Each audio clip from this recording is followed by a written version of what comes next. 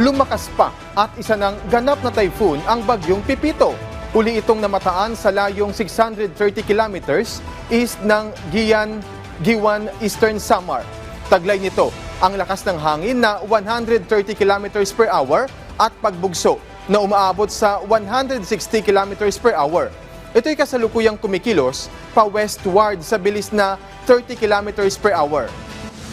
Dahil dito, nakataas ang signal number 2 sa ilang bahagi ng Visayas, kabilang na ang eastern portion ng Northern Samar at northern portion ng Eastern Samar.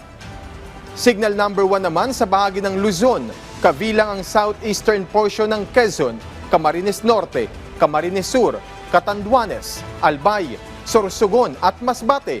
Gayon din sa ilang lugar sa Visayas, kabilang na ang nalalabing bahagi ng Northern Samar, Eastern Samar, Samar at Biliran.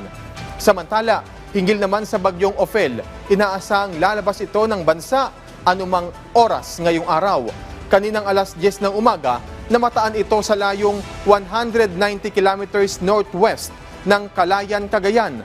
Taglay nito ang lakas ng hangin na aabot sa 110 kilometers per hour at pagbugsong aabot sa 135 kilometers per hour. Patuloy itong kumikilos pa north-northwestward sa bilis na 20 kilometers per hour.